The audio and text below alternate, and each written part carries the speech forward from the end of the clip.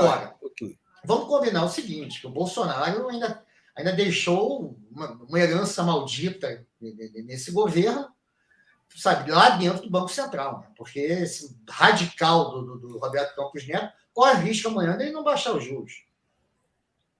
Mas não existe, pelo menos, eu, por dever de ofício, voltei a acompanhar esse dia a dia aí mais dedicadamente e, olha, são pelo menos 75% das opiniões dos observadores, gente de mercado, que dão conta de que não vai mexer juros amanhã, não.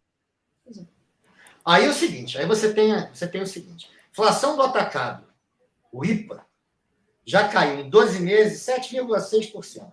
Nos últimos 12 meses, até maio, 7,6% de queda. Uma queda nesse nível não tinha sido registrada desde 95, quando o plano, primeiro ano completo, desde o início do Plano Real.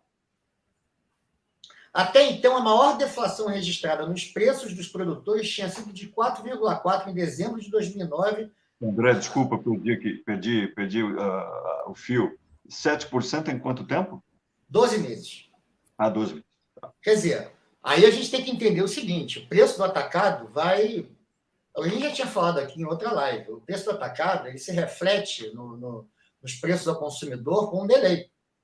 Então, essa queda sistemática dos preços para os produtores vai começar a ser sentido no consumo.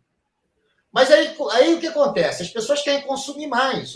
Também outra notícia que saiu hoje, importante, que é em relação ao comércio. A gente teve agora vendas do comércio tem o maior crescimento em 15 anos.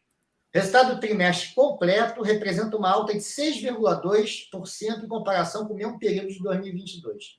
Quer dizer, o comércio está se recuperando. A tendência dos preços no atacado, a tendência dos preços para o consumidor é cair ainda mais. Entendeu? O dólar já estava beirando 4,70. Já tem previsão aí do Goldman Sachs falando em 4,40 no final do ano. A Bolsa já está chegando aos 120 mil pontos, começou com 97 mil no início do ano. E o sujeito está sentado na porcaria dos juros. Hoje, o Mendonça de Barros, que foi ministro do Fernando Henrique, ou seja, não é nenhum cara, não é nenhum jacobino, né? Oi? Luiz Carlos. Tá. Pô, ele estava falando que esse radicalismo do BC é quase criminoso. Deu uma entrevista hoje. O Rui Costa, ele levanta uma coisa bem interessante hoje também. O Rui Costa defendeu que sejam feitas mudanças na lei de autonomia do Banco Central para autorizar o presidente da República a demitir o presidente da instituição. Assim, aí ele cita o exemplo dos Estados Unidos. Nos Estados Unidos também tem essa lei do Banco Central independente. E você pode entrar, o presidente entra numa administração com aquele presidente do Banco Central que já veio da administração anterior. Isso acontece nos Estados Unidos. O Greenspan passou por vários presidentes americanos. Só que é o seguinte, ao término dos 12 primeiros meses do governo em vigor, ele pode mudar, contanto que ele diga o seguinte, olha, a condução da política monetária não é concomitante, não reflete o que nós queremos de política econômica. Isso é uma moção de desagravo que deveria existir. Você não pode ficar refém, cara. Sim, todo mundo pode ser demitido no país. Até um presidente pode ser demitido via impeachment. Menos o presidente do Banco Central. É o único cargo que você tem, assim, não pode ser demitido. Entendeu? Tem que haver um mecanismo para você mudar. Espera lá, mas então você não está defendendo uma volta atrás contra a autonomia. Você está defendendo uma inserção de algum tipo de dispositivo que permita, eventualmente, a troca. É isso? Exatamente. É o que o Rui Costa diz. O Rui Costa é ministro da Casa Civil, bem lembrado, né? Nos Estados Unidos, o presidente eleito, depois de 12 meses de mandato, pode substituir o presidente do Banco Central independente. Porque se a nação legitimou um projeto econômico de nação através do voto, da democracia, isso é mais forte do que a concepção ideológica. O projeto de uma pessoa que está presidindo o Banco Central. E isso ocorre nos Estados Unidos.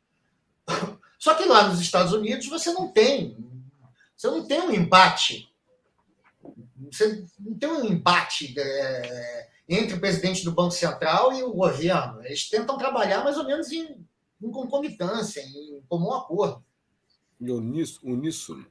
Entendeu? Eu acho que tudo bem. Se tivesse algum cenário, olha, a inflação não baixou, a gente ainda está numa fase, assim, você está com viés de alta, entendeu? Os indicadores, ó, os números, a questão fiscal no Brasil é meio preocupante, sabe? A gente não está conseguindo reduzir o déficit. Tudo bem, vamos conversar, então não abaixa.